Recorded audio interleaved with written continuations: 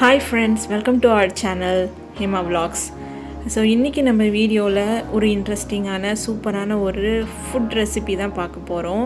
அதாவது என்னென்னா west பெங்காலோட signature dish, அதாவது ஃபிஷ் கறி. அங்கே வந்துட்டு கறி அந்த மீன் இல்லாமல் அவங்க சமையலே இருக்காது. மீன் அப்புறம் வந்துட்டு பொட்டேட்டோ, இதுதான் அவங்க 2 பேர் அந்த சமையலில் ரொம்பவே முக்கியமாக இருக்கிறது. அவங்க செய்கிற மீன் வந்து கொஞ்சம் வித்தியாசமாக இருக்கும். அதாவது என்னென்னா அவங்க செய்கிறதுலே நிறைய வித்தியாசமான மீன் குழம்பு இருக்குது. அதில் இன்றைக்கி நான் வந்துட்டு ஒரு டைப் ஆஃப் மீன் குழம்பு தான் இன்றைக்கி நான் செஞ்சு காமிக்க போகிறேன். இங்கே என்னோடய ஃப்ரெண்டு ஒருத்தவங்க இருக்காங்க, அவங்க வந்து பெங்காலி தான். அவங்க சொல்லி கொடுத்து தான் இதை நான் கற்றுக்கிட்டேன். அவங்க செஞ்சு ஒரு டைம் கொடுத்தாங்க, எனக்கு ரொம்பவே பிடிச்சிருந்தது. அதுக்கப்புறம் வந்துட்டு மோஸ்ட்டாக வந்து இந்த மாதிரி பெரிய பெரிய மீன் இருந்ததுன்னா அதை நான் இந்த மாதிரி மெத்தடில் தான் செய்வேன். நம்ம வீட்டில் யூஸ்வலாக புளி ஊற்றி செய்யாமல் இந்த மாதிரி மெத்தடில் செய்வேன். ரொம்பவே சூப்பராக இருக்கும். நீங்களும் ட்ரை பண்ணி பாருங்கள், கண்டிப்பாக உங்களுக்கு பிடிக்கும். நம்ம சைடில் தான் வந்து புளியெலாம் யூஸ் பண்ணுவோம். அவங்க வந்து புளின்றதே அவங்களுக்கு எந்த வித சாப்பாட்லேயுமே யூஸ் பண்ணவே மாட்டாங்க. ஸோ இந்தியான்றது ஒரு நாடு தான், பட் பார்த்திங்கன்னா நாட்டிலே டிஃப்ரெண்ட் ஸ்டேட்லேயே வந்துட்டு சாப்பாடு வகைகள் வந்துட்டு வித்தியாசமாக இருக்குது. கண்டிப்பாக இதை நீங்கள் ட்ரை பண்ணி பார்த்துட்டு அது எப்படி இருக்குதுன்னு எனக்கு கண்டிப்பாக நீங்கள் கமெண்ட் செக்ஷனில் சொல்லுங்கள். ரொம்பவே சூப்பராக இருக்கும், உங்களுக்குமே பிடிக்கும். ஸோ என்ன பண்ணுங்கள், ஆயில் அங்கே மோஸ்ட்டாக அவங்க மஸ்டர்ட் ஆயில், கடுகு எண்ணெய் தான் யூஸ் பண்ணுவாங்க அந்த சைடில் இருக்கவங்க எல்லோரும்.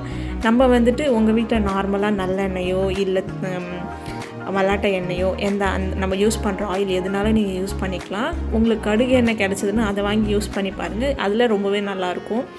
ஸோ எண்ணெய் காஞ்சதுக்கப்புறமா காஞ்ச மிளகா, அதுக்கப்புறம் வந்து பிரிஞ்சி இலை, அப்புறம் ஜீரகம், இதை போட்டு தாளிச்சுக்கணும். அதுக்கு முன்னாடி நீங்கள் என்ன பண்ணுங்கள், நான் ஃபஸ்ட்டு 2 ஆனியன் சொல்லியிருந்தேன். அதில் ஒரு ஆனியனை வந்துட்டு இஞ்சி கூட கிரைண்ட் பண்ணி பேஸ்ட் பண்ணி வச்சுக்கோங்க. இன்னொரு ஆனியனை பிரியாணிக்கு நறுக்கிற மாதிரி நீங்கள் நறுக்கி வச்சுக்கோங்க. அங்கே என்ன பண்ணுவாங்க அப்படின்னா அவங்க எண்ணெயில் பொரித்து எடுப்பாங்க அந்த வெங்காயத்தை. பட் நான் ரொம்ப ஆயில் யூஸ் பண்ணி செய்ய மாட்டேன். நான் பொரிக்கிறதுக்கு பதிலாக என்ன பண்ணுவேன்னா வதக்கிறதையே வந்து நல்லா சுருளை வதக்கிட்டோம் அப்படின்னா அதுவும் நல்லா தான் இருக்கும். அதே மாதிரி அவங்க என்ன பண்ணுவாங்கன்னா மீனை வந்துட்டு பொரித்து எடுத்து தான் குழம்பு வைப்பாங்க. ஸோ நான் வந்து இதை நம்மளோட ஸ்டைலுக்கு மாடிஃபை பண்ணியிருக்கேன். நீங்கள் வேணும்னா மீனை வந்து பொரித்து குழம்புல போடுங்க. பட் பொரிக்கிறதுக்கும் ஒரு எண்ணெய் வரும். அப்புறம் நீங்கள் குழம்புலேயும் நம்ம அதை போடுறோம் அப்படின்னா ஒரு மாதிரி ரொம்ப ஆயிலாக இருக்க மாதிரி இருக்கும். எனக்கு கொஞ்சம் பிடிக்காது அது மாதிரி ரொம்ப எண்ணெய் சேர்த்து சாப்பிட்றதுக்கு.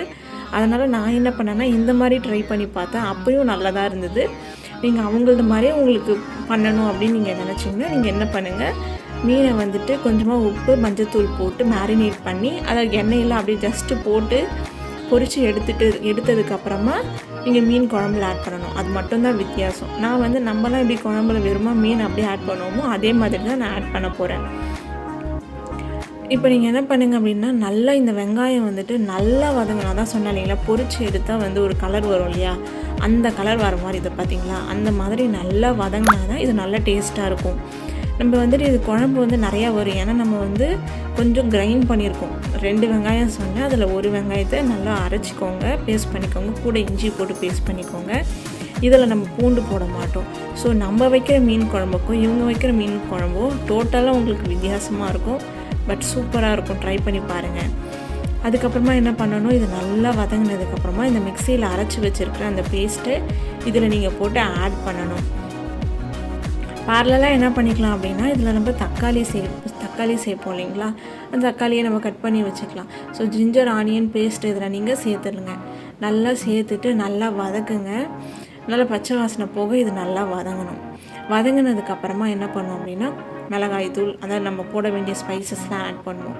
இவங்க நார்த் சைட்லலாம் பார்த்திங்கன்னா தக்காளி வந்து அவங்களுக்கு தக்காளியோ பச்சை மிளகாவோ என்ன பண்ணுவாங்கன்னா கடைசியாக தான் போடுவாங்க. அதாவது என்னென்னா மசாலா நம்ம ஆட் பண்ணுற பவுடர்ஸ் எல்லாத்தையும் என்ன பண்ணுவாங்கன்னா எண்ணெயிலே அவங்க வதங்க விடுவாங்க. பட் அது மாதிரியே நம்ம எல்லாமே செஞ்சு பார்த்தோம் அப்படின்னா ரொம்பவே சூப்பராக இருக்கும். இங்கே நான் என் ஃப்ரெண்டுக்கிட்ட தான் கற்றுக்கிட்டேன். அவங்க கொஞ்சம் பெரியவங்க, அவங்கக்கிட்ட தான் நான் அதை கற்றுக்கிட்டேன். எப்பயுமே வந்து எண்ணெயிலே வந்துட்டு மிளகாய் தூள் எல்லாமே போட்டு நம்ம வதக்குனதுக்கப்புறமா நீங்கள் தண்ணி ஊற்றியோ அதுக்கப்புறம் காய் போட்டோ நீங்கள் எந்த குழம்பு செஞ்சாலோ இல்லை எந்த கிரேவி செஞ்சாலோ அது சூப்பராக இருக்கும்.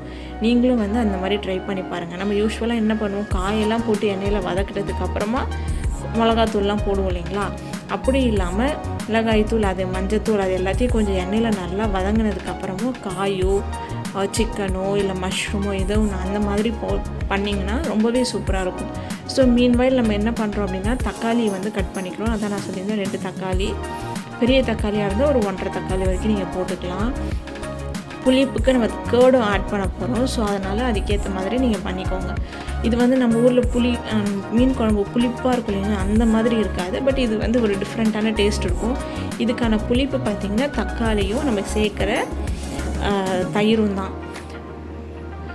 அப்புறமா பார்த்திங்கன்னா மஞ்சள் தூள், கொஞ்சமாக வந்து ஜீரகத்தூள், மிளகாய்த்தூள். நீங்கள் என்னடா தயிர் ஆட் பண்ணுறாங்களே, நம்ம ஊரில் மீனையும் தயிரையும் சேர்த்து சாப்பிடக்கூடாதுன்னு சொல்லுவாங்களே அப்படின்னு நினைப்பீங்க. அப்படிலாம் ஒன்றுமே கிடையாதுங்க. மீனையும் தயிரையும் சேர்த்து சாப்பிட்லாம். அதனால் எந்த வித பிரச்சனையும் வராது. நாங்கள் செஞ்சு சாப்பிட்ருக்கேன், அதை வச்சு தான் நான் சொல்கிறேன். எதனால் அப்படி நம்ம ஊர் சைடில் வந்து மீனையும் தயிரையும் சாப்பிடக்கூடாதுன்னு சொல்கிறாங்கன்னு எனக்கு தெரியல. பட் எனக்கு எந்த பிரச்சனையும் வந்ததில்லை. நாங்கள் ஃபேமிலியில் நாங்கள் செஞ்சு சாப்பிட்ருக்கோம். எங்களுக்கு எந்த வித வயிற்று பிரச்சனையும் எதுவுமே எங்களுக்கு வந்ததில்லை. நீங்களும் ட்ரை பண்ணி பாருங்கள். சப்போஸ் உங்களுக்கு வேணான்னா நீங்கள் அந்த தயிரை ஆட் பண்ணாதீங்க.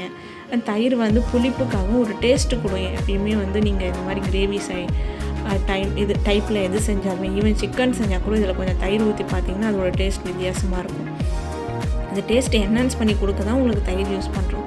தயிர் வேணான்னு நீங்கள் நினச்சிங்கன்னா கடைசியாக கொஞ்சமாக வேணால் லெமன் வேணால் பிழிஞ்சிக்கோங்க. பட் தயிர் சேர்த்து செஞ்சு பாருங்கள், நல்லாவே சூப்பராக நல்லாயிருக்கும். இப்போ இந்த மசாலாலாம் வந்து கொஞ்சமாக வந்து இந்த பச்சை வாசனை போகிறதுனால கொஞ்சமாக தண்ணி நம்ம ஊற்றி கொஞ்சம் கொதிக்க விடுறோம். இந்த மசாலாலாம் பார்த்திங்கன்னா இப்போ தண்ணி கம்மியாக இருக்கிறதுனால ஈஸியாக இந்த மசாலா எல்லாமே குக் ஆகிடும். உங்களுக்கு குக் ஆகிட்டு எண்ணெய் மேலே சீக்கிரமாக தெரிஞ்சு வந்துடும். இப்போ நீங்கள் அதே மற்றது எல்லாம் போட்டுட்டு நீங்கள் மசாலா போட்டிங்க அப்படின்னா அது மசாலா குக் ஆகிறதுக்கு லேட் ஆகும். அதுக்கப்புறம் பாருங்கள், கரெக்டாக 2 ஸ்பூன் தயிர் தான். அதை நல்லா நீங்கள் என்ன பண்ணுங்கள், அடித்து எடுத்துக்கோங்க. அடித்து எடுத்துக்கிட்டு இதில் சேர்த்துருங்க. இதில் சேர்த்ததுக்கப்புறமா என்ன பண்ணணும்னா நம்ம அதை மிக்ஸ் பண்ணி விட்டுட்டு கொஞ்சமாக வந்து நம்ம தக்காளி சேர்க்க போகிறோம். நானும் ஃபஸ்ட்டு பயந்தேன். பட் அவங்க எனக்கு ஃபஸ்ட்டு செஞ்சு கொடுத்த குழம்பு நான் வாங்கி சாப்பிட்டதுக்கப்புறமா எனக்கு ஒன்றுமே ஆகலை. அவங்கக்கிட்ட கேட்டேன் நான், அதெல்லாம் கிடையாது, நாங்களாம் யூஸ்வலாக வந்துட்டு மீனுக்கு தயிர்லாம் நாங்கள் சேர்த்து சாப்பிடுவோம், ஒன்றும் ஆகாது அப்படின்னு சொன்னாங்க. அதே மாதிரி எனக்குமே ஒன்றும் ஆகலை. ஒவ்வொரு இடத்துக்கு ஏற்ற மாதிரி நான் நினைக்கிறேன். மேபி இந்த மாதிரி பண்ணோம் அப்படின்னா நம்மளுக்கு வயிறு எதுவும் பண்ணாது. மேபி தயிரை நம்ம கொதிக்க வைக்கிறதுனாலையா என்னன்னு எனக்கு தெரியல. பட் வந்து நல்லா இருந்தது. நீங்களும் செஞ்சு பாருங்கள். தயிர் ஊற்றிட்டு கிண்டிட்டு அதுக்கப்புறமா என்ன பண்ண போகிறோம் அப்படின்னா தக்காளி போட போகிறோம். இப்போ பார்த்திங்கன்னா தக்காளி வந்து நம்ம ரொம்ப உங்களுக்கு மசிக்கணும், நல்லா என்ன சொல்கிறது, இங்கே கிடைக்கிற தக்காளி ரொம்பவே சாஃப்டாக இருக்கும். சீக்கிரமாக வந்து அது குக் ஆகிடும். உங்களுக்கு வந்து ரொம்ப குக் ஆக மாட்டேங்குது அப்படின்னு நினச்சிங்கன்னா நீங்கள் வேணால் மிக்ஸி ரொம்ப கல் மாதிரி இருந்தது அப்படின்னா மிக்சியில் வேணால் ஒரு டக்குன்னு ஓட்டிட்டு எடுத்துடுங்க. எடுத்துகிட்டு இதில் சேர்த்துக்கோங்க. இவங்களாம் அப்படின்னா கொஞ்சம் தக்காளி கடித்து சாப்பிட்ற மாதிரி இருந்தால் தான் இவங்களுக்குலாம் ரொம்ப பிடிக்கும். அதனால் ரொம்ப அவங்க குக் பண்ண மாட்டாங்க. தக்காளி சேர்த்துட்டு டக்குன்னு வந்துட்டு ஒரு 2 கொடி வந்தவுடனே அவங்க என்ன பண்ணிடுவாங்க, மீன் போட்டுருவாங்க. உங்களுக்கு நல்லா வந்து ஸ்மாஷ் ஆகணும் அப்படின்னு நீங்கள் நினச்சிங்கன்னா இங்கே வேணால் கொஞ்சம் கிரைண்ட் பண்ணி சேர்த்து பாருங்கள். ஸோ இது வந்துட்டு இப்போ நல்லா வந்துட்டு சைடில் இருக்கிறது எல்லாத்தையும் வந்து நம்ம நல்லா கிளறி விட போகிறோம். கிளறி விட்டுட்டு இதுக்கப்புறம் நம்ம மீன் போட்டுட்டு அப்படியே மூடி வச்சு பார்க்க போகிறோம். மூடி வச்சு மீன் வெந்ததுக்கப்புறமா நம்ம கடைசியாக என்ன பண்ண போகிறோம் அப்படின்னா பச்சை மிளகாவை கடைசியாக சேர்க்க போகிறோம். கடைசியாக அந்த பச்சை மிளகாவை நீங்கள் சேர்த்துட்டு சாப்பிடும்போது அந்த பச்சை மிளகாவை ஒரு கடி கடித்து சாப்பிட்டு பாருங்களா, அவ்வளோ சூப்பராக இருக்கும். நானுமே இதை வந்து ஃபஸ்ட்டு நம்பலை, இப்படி செஞ்சால் எப்படி இருக்கும்னு சொல்லிட்டு செஞ்சு பார்த்து நீங்கள் ட்ரை பண்ணுங்கள், உங்களுக்கு ரொம்பவே பிடிக்கும். இது வந்து பார்த்திங்கன்னா இங்கே கிடைக்கிற திலாப்பியா மீன் தான். இங்கே திலாப்பியா பார்த்திங்கன்னா நம்ம ஊரில் வந்து ஒரு பிளாக் கலர் இருக்கும், இங்கே வந்து ரெட் கலரில் இருக்கும் திலாப்பியா. இது வந்து வளர்க்குற ஜிலேபி மீன். இந்த மீனில் நீங்கள் நல்லா மீன் கொஞ்சம் முங்குற அளவுக்கு நீங்கள் தண்ணி ஊற்றிட்டு லிட்டு போட்டு மூடி வச்சுருங்க. மீன் கண்டிப்பாக வேகிறதுக்கு ஒரு 20 மினிட்ஸ் ஆகும். நீங்கள் சீக்கிரமாக நிறுத்திட்டு போகிறீங்க, ரொம்ப கொதிக்கக்கூடாதுன்னு அப்படிலாம் கிடையாது. மீன் வந்து நல்லா வேகணும்.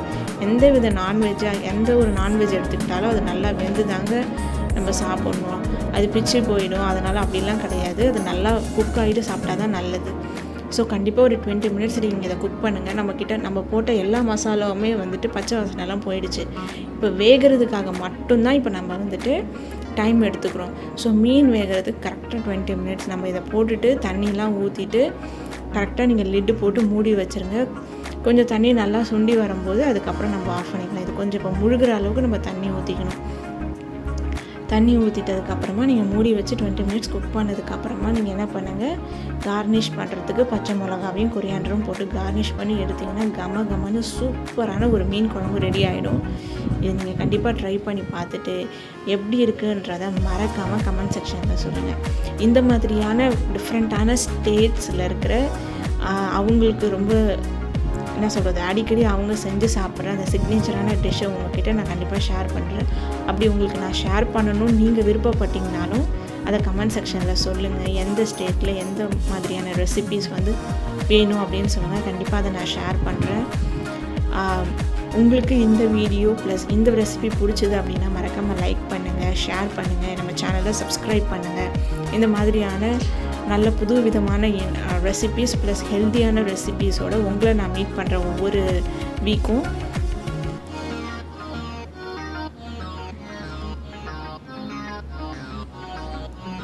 இங்கே பாருங்கள், இப்போ மீன் வெந்து போச்சு. அப்படியே நம்ம என்ன பண்ண போகிறோம்னா, இந்த கொதிக்கிற டைம்லேயே பச்சை மிளகாவை போட்டுட்டு கடைசியில் கொத்தமல்லி தலையை போட்டுட்டு மூடி வைக்க போகிறோம்.